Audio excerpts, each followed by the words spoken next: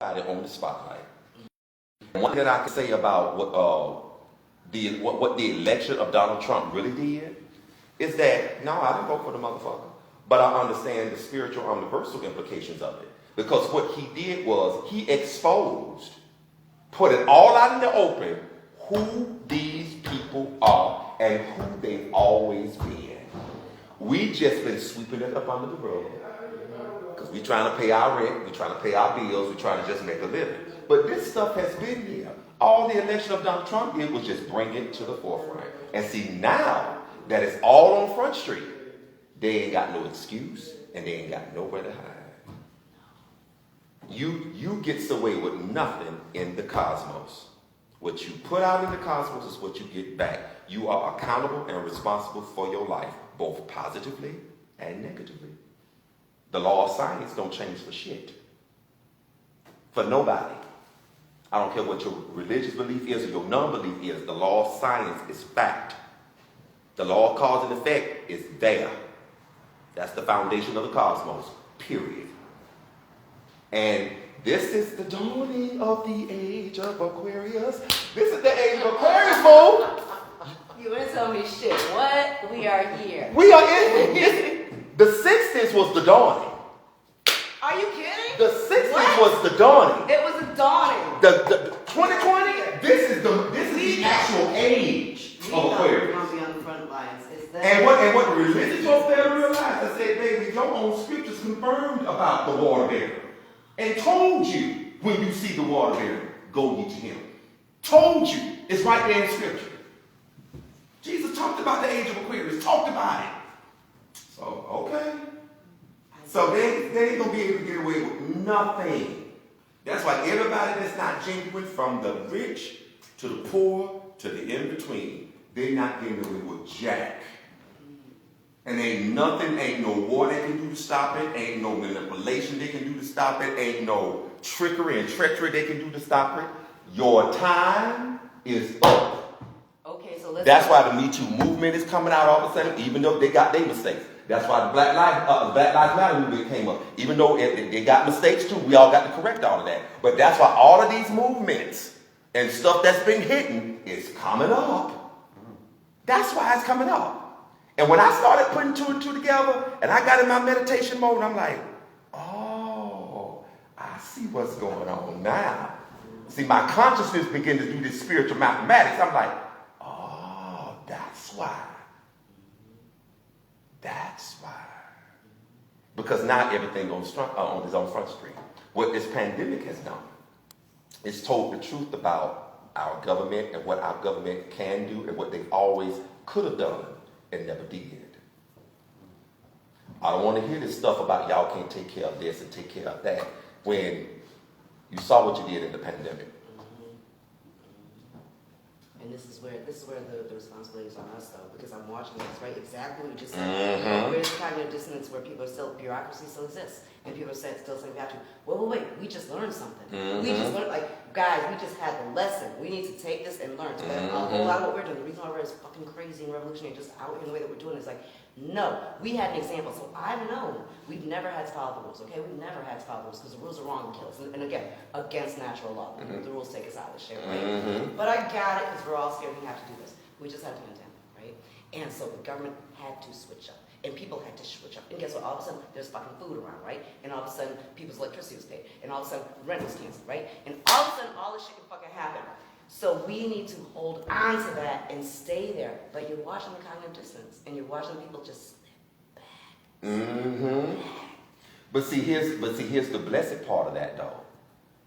Because the ones that are not sleeping back, we're beginning to realize our purpose. We're beginning to realize that's why we're here. That's why we woke up, and they didn't. Once again, it's the sifting of the wheat from the tare. That's why we're awake. That's why I'm doing what I'm doing. You could have never told me years ago, 25 years ago, that I was going to create the world's first LGBT exclusive talent agency and production company. Now that all of this is taking place, and I look at all of the hell I went through, the 16 years that I went through in building that vision, I'm like, oh, I see why everything was done now. I'm seeing more and more now. You know what I'm saying? Because see, the legacy that we're creating, it's going to be a beacon of hope and of change for the next generation. A father leaves his inheritance for his children's children. You're supposed to leave an inheritance 2 generations or more down. And those of us who are what I call the first fruits of the baby boom generation, which is really many of us, because the baby boom generation is 1945 through, I think, 1964, 65.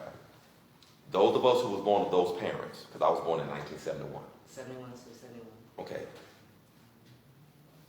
We were the first ones, especially those of us that grew up in the South, we were the first ones to benefit from the civil rights movement. Because when we was born, we didn't have to experience riding in the back of the bus. We didn't have to experience Jim Crow. We didn't have to experience any of that. We were the first fruits to be born into. But we saw and we were touching that. Because, again, I've been recently talking about cotton picking hands and how those show up in my family.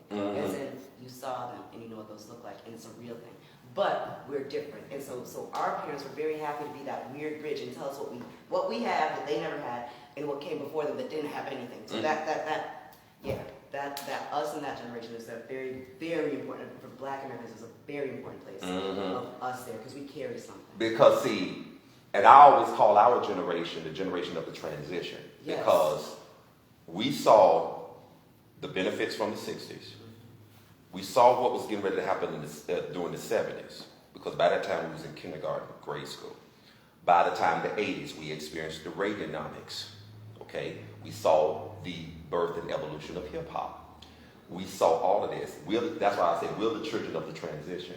We saw the LGBTQ plus community come into a more forefront, even though at times it was still divided, but we still saw seeds being planted. You see what I'm saying? And so by the time the 90s came, okay, those of us who, many of us gave birth to the millennial generation. So by the time the 90s came, then here come this next set, because they were the generation that was born directly into Windows 95. Yep. We had to learn Windows 95 in college, or in our second phase of college. You know what I'm saying? Because I think by the time I was in college, we was on Windows 2.0, 3.1. And I have now very, very, very recently, I need to join this. You need to be videotaping this. This is amazing. But seriously, what I've recently come to, all of the crack epidemic and everything they say about those crack babies and how all that shit happened, that was also a beautiful cover for the Ritalin movement. And the destruction, like, I know you've read The Conspiracy to Destroy Black Boys. And we can say and look at all of this good stuff, and we can talk about crack, and we can talk about Mama Hale, and we can talk about like the destruction and this stuff. But we did not destroy our families as well as DCF and the child welfare system did. However, they had crack that gave us shame. And so therefore, when they came and took our children, because in the 70s, we shut them down. We changed child welfare laws, and all of a sudden we figured out how to keep our families together because they've been trying to steal our children from us since enslavement, and they've been successful at it. And all of a That sudden, was the whole, you know what, you just had another, I'm not cutting you off. No, we're going to do this for a while. I'm flowing with you on this because you just added another piece as to why the Atlanta missing and murdered children happened. Can we talk about those boys, because that brought us all together. And I will tell you, as Black people up north, if nothing drove us in again, if the grown-ups in our lives did not know. Because see, that was slavery all over again. We heard Emmett Till. That's when the Emmett Till stories happened. Thank you. That was slavery all over again. When those little boys started disappearing, that's when we heard all. And did you see the documentary? Because I haven't seen it, and I can't. It's that was Atlanta. We were in Connecticut, but it was might as well have been next door, outside, and every little Black boy was gonna die. Because I'm glad that they actually did the documentary about that, because even the majority of the parents were saying that the one that they said that they killed all the children, he didn't do it. He was just an scapegoat. And the evidence points to that. Especially after and not only after what was reported during that time by the media. In the documentary, it gets deeper. And I'm like, they just set that boy up, and many people felt that it wasn't just because he was Black, it was also because he was Black and gay. Yeah. But he grew up during a time where he couldn't be who he was. You see what I'm saying? So, yeah, that was a lot of trickery and treachery that was going on during those times, especially down here in the South. And even when we get back to the crack era, how all that was a setup. We all know that it was purpose for drugs to enter into our community. We all know that. And we can sound crazy and talk about Los Angeles and the police and all that nonsense and CIA. Just look it up because it's not conspiracy theory. It's not conspiracy theory. All of this stuff was sanctioned and authorized by the late J. Edgar Hoover. Yes, it's documented. This is not opinion. This is fact. Let's keep it moving. But it's fact. Hashtag facts. Okay. Some of us have been having this conversation for a long time with white people. Mm-hmm. It also lets me know, as a person who's an artist myself, singer, songwriter, producer, and stuff like my boy here, when I look at the history of hip hop, and when hip hop was more controlled by our community, it was authentic, it was genuine, it was a process. Like KRS-One always so eloquently say, rap is something you do, but hip hop is something you live. Erykah Badu confirmed that, hip hop is not just rapping, it's graffiti, it's breakdancing, it's DJing, it's mixing, it's and in many cases it's spoken word. It's all of those things. It's community engagement, community involvement, the rap battles and stuff like that. That was their positive way of, not fighting each other. You see what I'm saying? And so, I'm just giving just a brief history. But when hip hop became commercial, and it had its different genres, just like gospel had its different genres. Because we had traditional gospel, contemporary gospel, urban contemporary gospel and stuff. They still don't want to give gospel hip hop any love. Mm-hmm. You had southern gospel, country gospel. You had all these different forms of gospels. You had these different forms of hip hop. You had the party hip hop. You had the comedy hip hop. You had your conscious hip hop, and you had the gangster hip hop. Okay, we knew back then, gangster hip hop and all that stuff was censored. You had to go to certain clubs, strip clubs or whatever, to hear that type of rap. It wasn't mainstream or commercial. We also, as Northern Blacks, we enjoyed coming down to D.C. and hearing ourselves some go-go and then coming down further and hearing some bounce. But no, there's still regional black people music, that there's regional music. Yes. And there was no East Coast, West Coast bullshit. No. Because each style of hip-hop had their own arena to grow in. Everybody had their own space, and everybody showed love. Mm-hmm. Everybody showed love. The minute the commercial success of hip-hop started, and when young white audiences began to embrace hip-hop, in particularly the conscious hip-hop and the radical hip-hop that came against the establishment, the Public Enemies and the Sister Soldiers, and even when Ice-T came out with the song Cop Killer. You see what I'm saying? Then all of a sudden, that's when it became a governmental issue about certain lyrics. Tipper Gore was on her treadmill and she had to listen to this horrible music, and it hurt her soul. Luckily, she was able to put labels on our songs and stop us. Not just stop us, but stop a certain style of hip hop. See, that's what they did. They took away all of the other varieties of hip hop where, there was a variety of the comedy hip hop and all this. They took away them and they put more focus on, and not hating or shaming the NWAs, the Two Live Crews and stuff, because they have their place. And they have their place. You know what I'm saying? But I'm not talking about them as artists. I'm talking about the institution, the industry that controls. Okay? And it still is.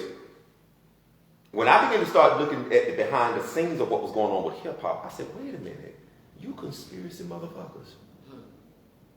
Y'all intentionally wanted this part of hip hop to be commercialized. Why? Because you was trying to program and condition the next generations of people that's going to grow up listening to this type of music, and you're going to program and condition their minds to really kind of do what you and your white supremacist ideology think. And you're going to fashion it in such a way, but you're going to craft it so beautifully that when the little white boys in the suburbs hear it, it's still going to be a fantasy. Our children are going to feel it and know that they need to embrace it. And their children are going to hear it, and it's going to be so beautifully not of their world, outside. They couldn't do it with AIDS like that. I had to just share that because I'm like, I said, y'all thought y'all was slaves. Well, you do know that letter, right? So I call it the hip hop Willie Lynch letter. Mm-hmm. Yeah. So there's that letter that supposedly is happening out in LA, and I love to share that one as in, okay, whether this actually happened or not, look at what happened. So let's use this letter as a blueprint. Let's pretend this happened. Okay, fine. This never really happened. Mm-hmm. But let's pretend this happened and dig ourselves out of this hole. Let's look at what this is. Let's look at what we got ourselves into, and how do we dig ourselves out of it? Because if our music, if the music that is ours, that comes from us, that everyone like, and it comes down to this, right? Because we had the field hollers that they heard and they thought were beautiful and wonderful, and we were saying what we needed to say to each other, right? And they were telling the truth about what was going on in their communities. And they didn't know it till they found out, and then it was that, right? And then we had the blues, and they couldn't take the blues from us, and we told our truth and our stories through there. And they realized, like, there's a scene in, it's an old Christmas movie, but it's Louis Armstrong's in it, right? And so he's answering the phone, like his job is to be the butler, right? But still Louis Armstrong, that's crazy things, like things, but Louis Armstrong happens to be the butler, and he's answering the phone. And I think it's Bing Crosby said something, and he gives him the grin, and it like kills my soul, and inside of me, like I think, I know you had to do that. You had to do that. And all your brothers and sisters know that you did that. But as 3 generations passed you, I wish I could see what's behind that grin. I wish I knew what was keeping you alive right now. Because we don't have to give to our kids. Like that shit we don't have to our kids. But that, right? So we've always had the mask and known how to grin and lie and make it work. And they figured that shit out. That's the shit. Like you look at all these beautiful documentaries that they wrote in the 70s about enslavement and how, like, when they realized that us singing about Moses wasn't singing about Moses, when they figured out the fucking quilt code, all of a sudden they needed to take hip hop and make it theirs. You can't tell me Absolutely. that. Chuck D, I love him. He fucked up when he said out loud, rap is CNN. Like, you shouldn't have said it. They heard it. They got it. And they corrupted it. And there was. And, so I talk about this. And that's why I'm glad that the truth is finally that. I think it came out back then, but they tried to suppress it, and I'm just coming back out more now because a lot of the hip hop artists that were young when we was in our early 20s, they are now more mature now, and they are beginning to start realizing how they was had, like the Bone Thugs and Harmony, and the living members of NWA and all them. They're realizing how the industry played them. And they're now starting to come out and tell the truth about what the else is going on. You know what I'm saying? And what I do love about it is that, because this is one of the reasons why I can't stand cancel culture, because you have to allow people to evolve, people to change, people to grow. People have to mature. Well, okay, can we discuss RuPaul right now? We are 2 gay people, and I remember way back being at Wigstock in New York and watching people laugh at the fucking faggot in the fucking wig, and they called it community fucking everything. And so he was doing the same thing down here in Atlanta. Come on. Come and rip him up for being so fucking transphobic. I was like, that man can call himself a tranny till the day is over. Like, RuPaul's fucked up and does some crazy fucked up shit, and he loves himself he does what he does. But if I could just get across to our babies, that man went through shit for us. That human being, like, we would be there. I remember being there at Wigstock and having everybody and being like, okay, I'm going with lesbians, and I don't know what's up with that. Baby, I'm gonna tell you right now, because what a lot of people don't realize is that RuPaul did what Sylvester, the godfather of LGBTQ music, yes, the godfather of out music, the father of LGBTQ music lineage and history, there would not be no queer music if it had not been for Sylvester James. Okay? He laid the blueprint. He laid the foundation. But our generation also had parents RuPaul, who had space for Sylvester in a funky way, but there was space for Sylvester. And it was like the cancel culture. Cancel culture we would not be where we are. We're fucked up, but we would not be where we were if cancel culture happened then. Because he was that way, he was funny, he was all of that stuff, but he was still ours, and he was making money, and he was doing it, and he was successful, and there was space for him. He was funny that way, but he was still ours. Absolutely. Absolutely. All RuPaul did was take that foundation and take it to a different level. And because of the white connections that he already had, that's how he was able to come out with Supermodel of the World. And to me, that's still my favorite album from him. Out of all his other albums that he done did even now, that album, his first one, tops it for me.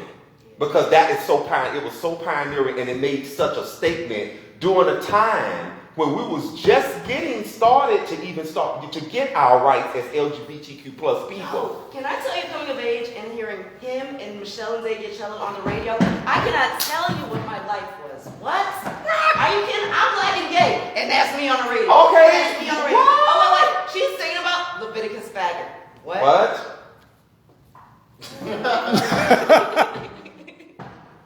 Boo. For real though. Can I just jump in and ask you a question? Why are we so afraid to embrace the studio? Why are we so afraid to embrace an LGBTQ production studio in the world? All the LGBT artists out there. Because once again, for people that's watching, it's an LGBTQ plus community, but we still have the same issues as any other community. Just like in the black community, we say everybody that's skin folk ain't kinfolk. We got that same problem over here in the LGBTQ plus community. Yeah, we have sellouts over here too. And one of the reasons why why it was such a struggle to launch my vision, you know, one of the, because I was very naive back then. Because I was thinking when the vision first came to me from the creator of the Omniverse, I was like, create the world's first LGBT exclusive talent agency production. Are you serious? And I was all excited about that. Oh, this is going to be such a blessing for people in the community that are artists and that want to go to the next level. And then, you know, we can finally get real gay, lesbian, bisexual, transgender actors and actresses to play these roles in mainstream and stuff like that. Somebody needs to be there to represent them. Because when I created that vision, the word of logo TV was coming. Here TV was coming. There also had been about 5. It's anywhere between 5 to 6 LGBTQ plus premium channels or networks. And like I said, yeah, it was a Logo TV, Here TV, the Q Television Network, and I think 2 others. I think it was a lot of black programming. The Q Television Network. And a lot of people, and a lot of independent filmmakers and stuff like that, especially black, they was mostly trying to do the DVD side. You know what I'm saying? Just do DVD subscriptions and stuff of their stuff. But when these networks was being published and saying that they was coming, everybody was excited about it and stuff like that. And so, out of all of that, only Logo TV and Here TV end up being the only ones that lasted. You know, Here TV being our only premium channel, and Logo, of course, being the regular cable channel. So those are the only ones that we that end up lasting out of all of the other ones. There was also supposed to have been an LGBTQ record label from Sony. Really? Yes, never forget it, because I bought the article. Was it in Billboard that particular year? We were talking about the hold up, 2000s, of the early 2000s. And this was when the Out Music Awards, which is our LGBT Grammys, when they were still in existence. I don't know what they're doing now. But we need some more music awards, honey. They only had like 2 of them. Yeah, because I was wondering what happened to them. And Logo really dropped the ball on content. Wow, that's another thing that really disappointed me about them. And I feel that that's another issue there. Oh, I am going to get to ask the Noah Sonic question, and then we can go. Oh yeah, because I got to ask that question too. Now, but when I was creating that, you know, it was in my mind that when people found out about this vision, that everybody was going to flock to it, everybody was going to get together. But I had to, silly me, wasn't thinking, I'm starting this up in the Confederate South, 1.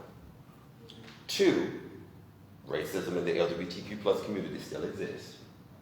So, that's 2. 3, these artists that still want this quick rush to fame. And I realize that if you're trying to be serious about this platform, you have to master your craft. You can't say that you're a model or a rapper or a dancer or choreographer and stuff like that and you have no portfolio, you have no track record. Where's your stuff? Taking a selfie and stuff and doing stuff on social media, that's for kids. The tricks are for kids. You try to be something professional and take this as a full-time career, you got to invest. You got to invest in photo shoots, you got to invest in your style, your wardrobe, you got to do all of that. And if you find an agency that can do that for you, all well and good. But you have to make an investment in your own career. And so, real quick, the word and hold it because I need to go. But the words coming out here, this is so the KCC. We're black, queer, and Afrocentric. And right now, you just hit black reality. Like, oh baby, that's cute. You want to be an actor? Can you act? mm-hmm. Okay, so give me a monologue. That's cute. Oh, so you got your headshot, baby. That's not good enough. Okay, and so I've been working all kinds of things for a long time, and I've been working with our children, black, queer, youth, and out of home care. Okay, so the babies who they steal and put them. And then they get a whole other ethos and way of being, where the white folks say, baby, you're an actor. That's beautiful. I'm going to support you, and I'm not going to crush your dreams. And I have been accused of crushing dreams a million times. So I'm saying, you say you're a singer, but you can't sing. I have sat there with my babies, one of my dear sweet babies, and I hope you're watching this because she's like 30-something now. But she was going to be Miss Neon, right? And she had the whole thing, the hair, the nails, she was going to have the OP, all of this shit. Couldn't sing for shit. But there's a choir that she could have joined. She didn't want to join this choir. So I was like, honey, you don't want to be a singer. Because if you want to be a singer, if you really were a vocalist and you want to be a singer, you'd be in that choir. You'd be singing whatever the fuck it is that they told you to sing. You'd be there, you'd be happy. Or you would have hired you a coach, an ongoing coach. You want fame, and fame is cute. It's cute. But honey, you're not a singer. So let's pull this out. And that is this place where blackness comes in and says, this is great, and we are excellent. Come meet me in excellence, and that's great. Oh, that's mediocre. That's cool. There's a name for that. Where was you at when I started this business? In Connecticut, Because baby, in the black streets. like the mother of Black Hollywood so eloquently put it, eat your heart out, Jennifer Lewis. The elevator to success is broken. Bitch, take the stairs. Shit, what? You got to fucking work. If you try, because a lot of these people, like I say, they just want quick fame, but they don't. I say, don't you want to establish a legacy? I said, y'all trying to be like Beyonce, but did you do Beyonce work? Do you know how long this girl been on the grind? Since she was knee high.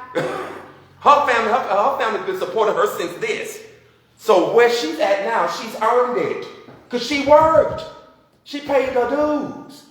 Everybody that came out, that 70s, 80s on down, these are people that paid their dues. They had to grind. They didn't get no instant social media success. They had to get out there and work. They had to prove themselves. They had to spend countless investment in money on photo shoots and studio time, and going to concerts and stuff. Some were paid, some were not. They had to build up their repertoire. They had to build up their resume. Now, can I add something to your list? Mm-hmm. About me running into gay artists, but they still want to make straight music and chase a straight image of music. Well, why they would never. Well, to be honest with you, envy is the new major. For anybody that still wants to be signed to a major record label, I don't know what the hell is wrong with you. And I come from that arena. I come from an arena where you had no choice but to go through the labels. Doing something independent was not heard of. And back then, keep in mind, there was no such thing as digital. People was paying their own hard-earned money to get cassettes printed up, to get vinyl copies printed up. That's how MC Hammer got it started. And all of them, back in the day, they were selling their records and stuff out the trunk of their car. There was no such thing as MP3s. And getting back, like I was telling you, these people worked. You know what I'm saying? And they saw, when they signed on to a record label, in their mind, they saw, well, this is a way for us to get a bigger audience. It was something different for them. But what they didn't expect was for their own art and their own rights to be stolen from them. They didn't expect that. Because once again, when you sign to these labels, you have to sign on to their managers, their agents, their attorneys, their accountants. You know what you just brought up for me? Because I'm thinking, generational wealth is always the thing that we got to talk about. Mm-hmm. And you look at Hollywood, you look at Angelina Jolie, we were just talking about her, Drew Barrymore. You look at all this generational Hollywood wealth, right? Mm-hmm. And so you've got these kids who are set up. We hate Jaden Smith. We hate Will Smith's kids. But those kids were set up for generational wealth in that arena. And so, and it kills me because we've got, so we know Lightning Hawkins didn't make a damn dime, right? So we've got, and from there all the way through, all of our folks have had their rights to Mary Wilson, nothing, right? how many freaking fundraisers? Red Fox. Red Fox, nothing, right? Let's go down the list. But then that takes me to the next place of when we look at the five purposes and when we look at the people who our people ended up casting in roles, it's that place of, please understand, the reason why these Nicholas brothers are here and here dancing is because they needed a fucking check. And Robert Townsend knew that they needed a check. So they got in there and they got a check. So when you look, again, Bamboozled, you watched this before, you know who I mean, comedian, Charlie Murphy, not Charlie Murphy, you know, what's his name, Paul Mooney. And Paul Mooney, there's that place where he gets to be daddy in there and he does his monologue. And that's, please understand, Paul Mooney influenced everyone. Paul Mooney had no damn money. What was Spike Lee doing? Welfare. Spike Lee was doing what our community needs. He was taking care of our community by giving a man an opportunity to get a check for his craft, to get his word out in the world, and do this. And we have lost that, and we missed that. We missed it, like buying out of the back of the car is how you. That's how you support your community. You don't wait for it to get to strawberries. I'm sorry, I dated myself. You don't wait for it to get to the record store. You buy it from the back of the car, and that's how you support. And if you go to the record store, you ask for consignment. Yep. It was consignment back then. Yes, it was. Yep. You know what I'm saying? The way, of course, the record store got their cut and we still got our cut, which means the majority of the money still came back to the artists. Because see, the artist was able to go to the record stores themselves. No middleman. Don't buy it from me, go to Ross's. Yeah. Thank you. Right there. That's the way it was.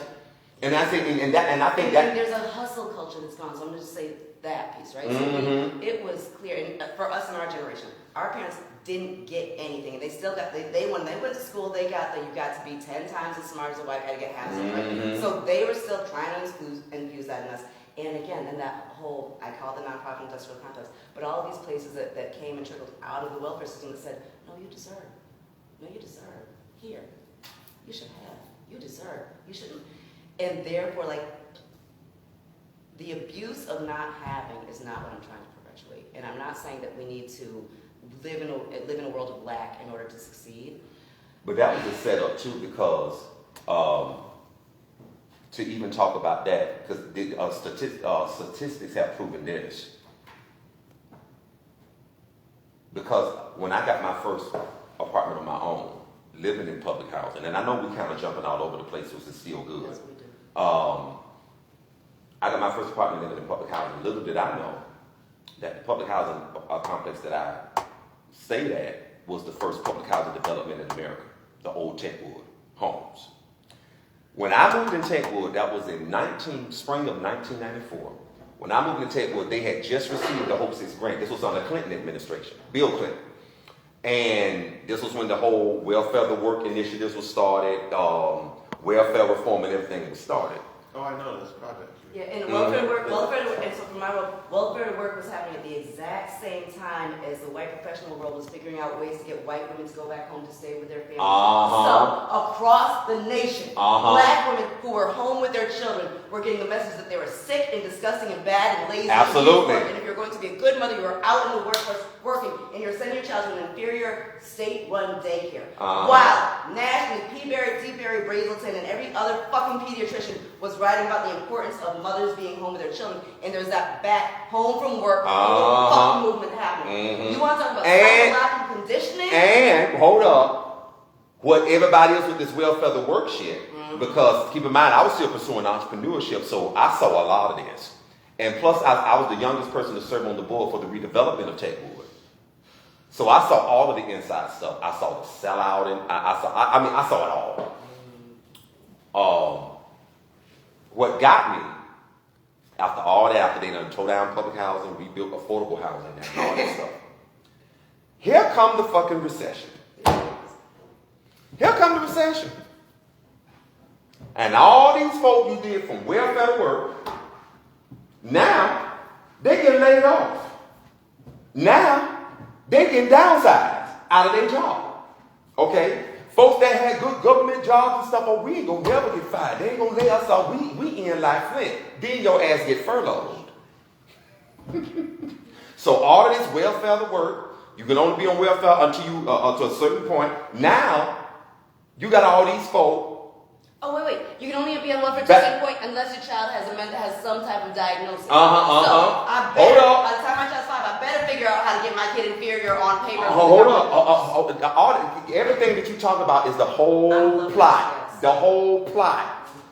Do you see this? And see, what gets me is that, like you said, while the whites, middle class, and all them was doing their bullshit, here come the recession.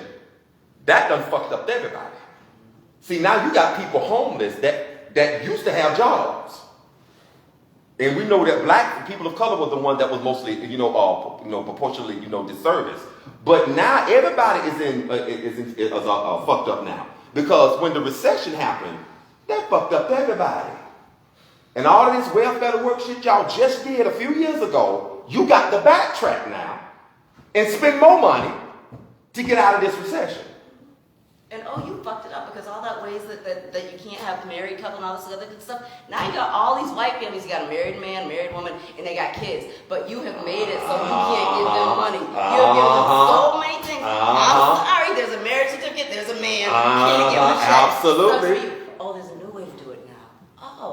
Okay. So we're not trying to destroy families. We can figure out how to support a whole family. We don't need to figure out how to remove a loving unit in order to throw money so the children understand that you need money to live, but we never give them enough to be satisfied, so they understand that what they need for love and acceptance and everything else is more dollars. I just love it. I love this conversation because it's like you just finished. See, this is how you can tell when things are in divine order. When the omniverse is moving, y'all. I'm just saying. I just met this lady. But you've been on this tour because I say what I say, and unfortunately, lots of what I say, the people I say it to is the first time they've ever heard it. Mm-hmm. And I say things. This is all confirmation. Yeah. Mm-hmm. Dude, what? And then I have this conversation. It's like, Kamora never looked at it this way. But we do.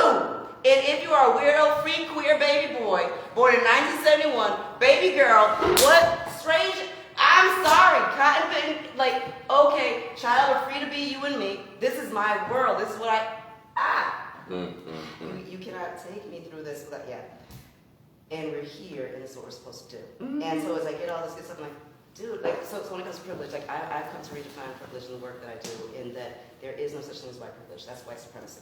And so white privilege is a nice word. And so we say that because we need to be nice and polite, but that's white supremacy. However, there's a privileged class, and that's us. Because we have a privilege of knowledge of self, which means that we know that to thy own self, be true, know thyself. That's what we've got, because they've been telling us since inception that who we are is not who we are. And so we've had to hear that, accept it, realize it's not right, but then figure out who we are. So when it comes to how do I stand up? Like my 8-year-old is hilarious. You ask him who he is, and he'll start with I'm son of Kamora, and then go on and tell you who he is. So who are we? We got that, as opposed to, well, I don't know who I am. And if I go try to, I can't. As a white person in America, if you really try to delve into what it means to be a white person in America, you're not finding beauty. Because you're not. That's all that they've been taught. That's it, right? That's all that. It's amazing how they were so busy trying. Once again, you get away with nothing in the omniverse, in the cosmos. They were so busy trying to indoctrinate us. They end up getting indoctrinated.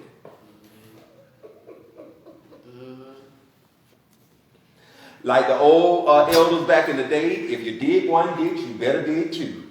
You need to come to my classes, but by the time they get to the third session, we get to this place of, you need to understand that racism fucked your head up worse than mine. It sure did. And do you know can that, we get to that the manifestation of that is being revealed more now than it has ever been? And they're starting to feel it. And that's what I'm saying, that's why, to be honest with you, and I'm going to go on the line to say this, because I've been wanting to say this for a long time, but I just wanted to find the right time to say it. I have hope in the next generation, like the current young and the next generation of white kids. Because, see, number one, these are the generations that grew up under a black president. They grew up under seeing the injustices of their own parents. The injustices of other people that was caused by their own parents, their own grandparents. They are seeing this now. And they are also more spiritually in tune. Because they're realizing, they said, wait a minute, this is a generation curse. Hold up. Y'all call yourself giving me the hookup, but y'all want me to pay for it. Y'all want me to clean up y'all shit while y'all got away with murder. Oh no, I'm not finna curse my seed. I'm not gonna curse my seed. Because I said, they don't realize, baby, that's a generation curse, boo. Racism, class, all of these little discriminatory stuff that they've set up, that's generation curse. That's cursing y'all bloodline, not ours. And a lot of that stuff, baby, like I said, this is the age of Aquarius. A lot of that shit is coming out, is coming to pass. And so people of color, all we got to do is just sit back and continue working on us, correct the part we play in it, clean up our stuff. Yes, we've been programmed, we've been conditioned, but we've also participated. So now, to these so-called white folk, we can't help y'all no more. Y'all done dug such a hole in the cosmos. Y'all done broke spiritual laws on multi-levels. Y'all got to clean up y'all own stuff now. We ain't got time to help y'all no more. We busy working on cleaning up our stuff now. We too busy working on getting back in line with the cosmos. That's what we have. That's the only thing we got time for. Sorry. Y'all done had enough help from us. And Harper, listen to this. This is why we're on this tour. This is why we're on this tour. I mean, I'm just saying. No, you are who we're here to see. Because it's that place. As I was just saying, Kamora, no, dude, this is how we think. This is how we think. You've chosen not to listen to us. You've gone out of your way not to listen to us. And you know, because you are my age, we got those brothers and sisters who said, I'm not selling out, I'm buying in. And their voices are lost. And I don't know what it looks like in your world, but I can tell you at 49 now, quite a few of those people, quite a few of those people are coming to the other side. They've got, and so I've got my beautiful people, and it's wonderful because a lot of them are financial supporters, but they've got that. They coming to us now. Y'all in the Goldfield, I love you. Wait a minute, they looking at that now. But no way, we make the right choice. Yo. My battery's dying. Oh. So let's wrap it up real quick. Okay. But real quick, what's going on with Tyler Perry Studios in Atlanta? Tell me your I haven't had a chance to go yet to see it, but I can say that I do love what he's doing, what he has done. Because keep in mind, that was an old Confederate army base. Yeah. And for a black man to take that and put his own black-owned motion picture studio, which is the largest in the nation. He's bigger than the legendary studios. He's bigger than Warner Brothers, Paramount. He's bigger than all of them. Does he hire black creators? You know, there's a program. He's actually doing something that's housing LGBT youth, black LGBT youth.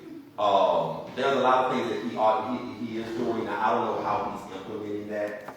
You know, I just saw interviews and stuff that he said because I know some programs haven't been implemented yet. Because of course he just does he seem to do those type of things under the radar?